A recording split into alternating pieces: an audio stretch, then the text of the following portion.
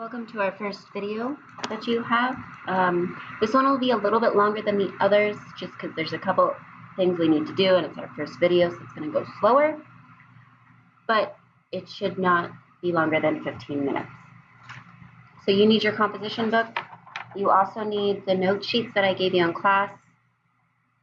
It could be helpful to have a ruler, a pencil, or a pen, preferably both, and some colored pens as well.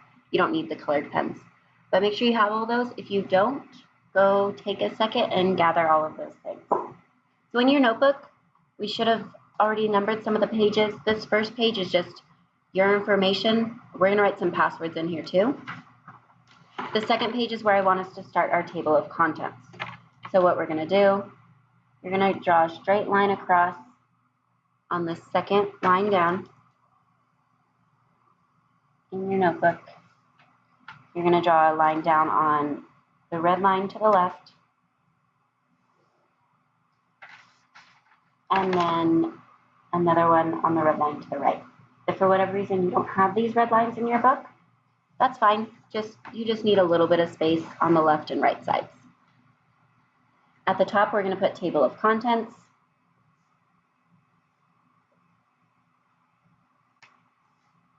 This first column is going to be page. The middle will be topic, and the last column will be date. All right, so the first thing we're doing today is adding and subtracting fractions. So we're going to go and put page 1, comma 2,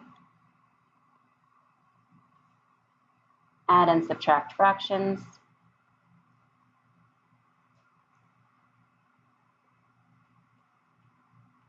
And the date today that you're doing these notes, August 22nd, 8/22. Then we're going to skip the next 4 pages, including this one. So 1, 2, 3, 4. The next page here, you should have 1 and 2 for your notes. We're going to stop using our notebook now because I gave you the handout for these notes. Sometimes you'll have handouts, sometimes we'll just write it in our notebook. These are nice because a lot of it's built in for you, so we don't have to write a lot. Let's take a look at adding. Adding fractions, I know we've done in the past. It's just good to have something to reference, and in case you forgot, it's a good reminder. All right, so when we add fractions, remember we must have a common denominator. So we must have common denominators, meaning they must be the same number. We have to change the numerator and denominator by multiplying.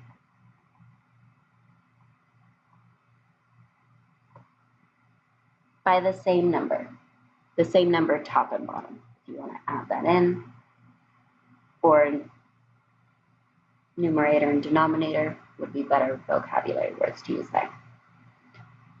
So after we get the same denominator, add the numerators. Remember, we keep the denominators. And then last step, we're just going to simplify if possible. If you want to pause the video and try this example on your own to see how well you remember fractions, that's fine. If not, we're going to do it together. So our common denominator, if you have trouble finding common denominators, you can always skip count, like skip count by 3s, 3, 6, 9, skip count by 6, 6, 12. Oh, they have the 6s in common. I can also show you a couple other techniques in class if you have trouble with these. But we can see that our common denominator is 6. This is already 6, so you don't need to do anything. If you want to write times 1 by it, you can, but you don't have to. To make the 3 into a 6, you have to multiply by 2. So remember, we have to do the same thing to the top. What we're actually doing is just multiplying by 1. So whatever we multiply to the bottom has to be multiplied to the top. When we do that, 2 times 1, we get 2. 6 plus, the other one just stays the same, 5, 6. Add the numerators, keep the denominators, 7, 6. And this is an improper fraction, so remember we want to make it into a mixed number. By doing that, you can just divide. So you can take 7 goes on the inside, divided by 6. 6 goes into 7 once. You'll have 1 left over. So that means with that 1 remainder, that is your new numerator. So it goes on 1 whole time, so that's our whole number. 1 left over, and we keep the same denominator, 1 and 1/6. Subtraction, pretty much the same thing. You must have common denominators.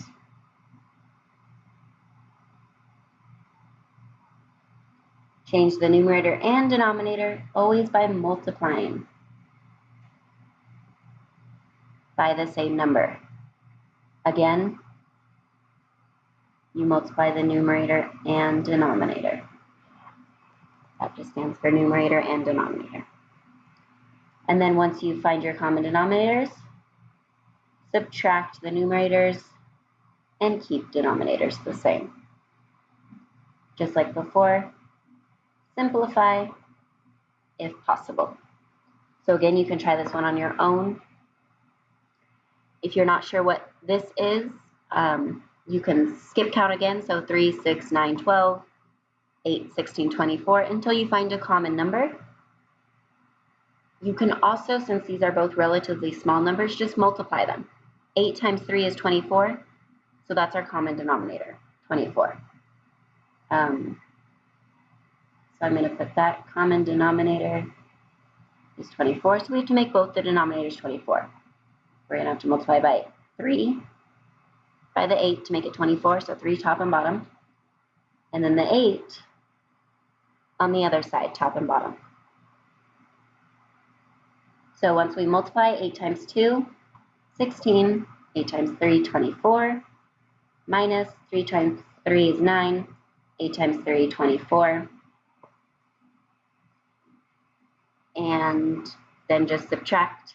Our denominators are the same, so we can just subtract the numerators. 16 minus 9, we get 7 over 24. 7 is prime, meaning it can't be divided besides anything but itself and 1. And 24 can't be divided by 7, so we cannot simplify this fraction. So 7 over 24 is our answer. Let's go ahead and look at adding mixed numbers. So mixed numbers are when we have a whole number and our fractions with it. Again, just like before, you must have common denominators for fractional part of the number. So these fraction parts have to have common denominators. You just kind of follow these steps that we did up here to do that. When you add mixed numbers, we add the whole numbers. You can keep them as mixed numbers when you add and subtract. And then you just add the fractions like you did before. If the fraction part is an improper fraction, after you get your answer, you have to change it to a mixed number.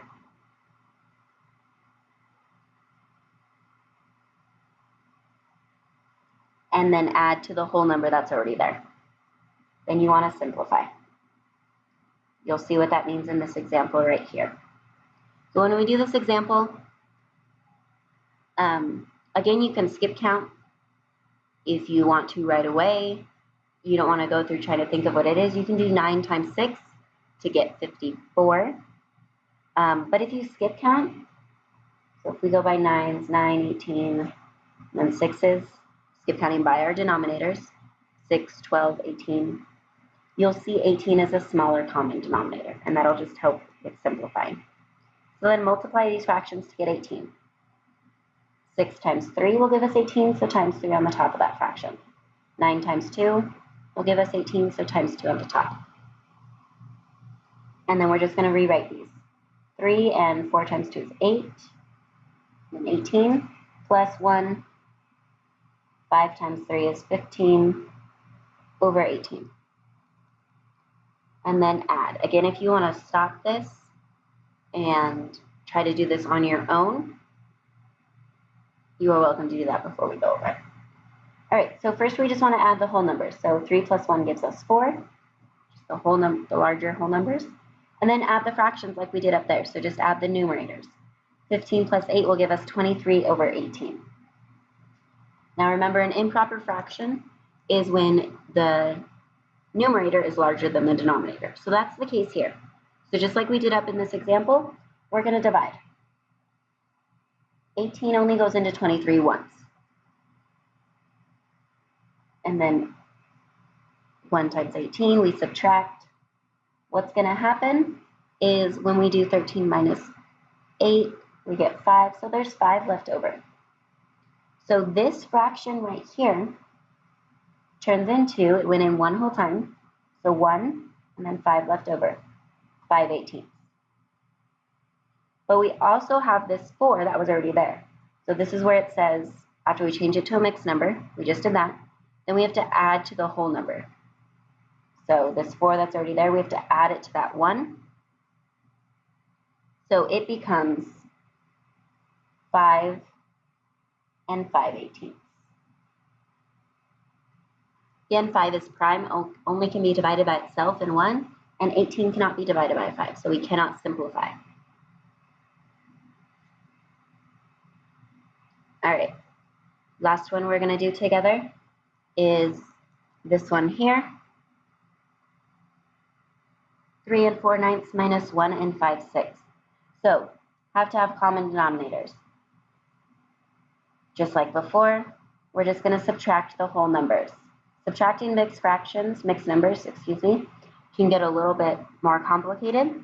We'll see an example like this in just a second. And then you're just going to subtract, sorry, this should say fractions. It already had whole numbers for us. So subtract fractions, subtract whole numbers. You may have to borrow by taking 1 away from the first whole number. The new numerator is found by adding the numerator and denominator. We can go over this more in class. And then just like before, you're going to simplify if possible. All right, so if we look here, again, it's 9 and 6. We already know from the last problem our common denominator is 18. So we're going to multiply 9 times 2 and the top by 2, 6 by 3, and the numerator of that fraction by 3. And then just write out our new fractions. 3 and 8/18 minus 1 and 15/18. Now, when we try to subtract these fractions, that's why we want to subtract fractions first when we subtract mixed numbers. We can't do 8 minus 15. So what you want to do is borrow 1 from this 3, so it becomes 2. We're taking away 1 whole. So really we're adding 1 whole to this, but since it's a fraction, we can't just add 1. We have to add another fraction. And 18 over 18 is 1 whole. So we add whatever the denominator is. Here it's 18, so we just add 18 over 18. Add fractions like before, so denominator stays 18. 18 plus 8 will give us 26, and then bring everything else down. This turns into a 2, minus 1 and 15/18. Again, we'll go over this more. 2 minus 1 gets us 1. Then we can do 26 minus 15 because we already borrowed, and that'll give us 11 over 18.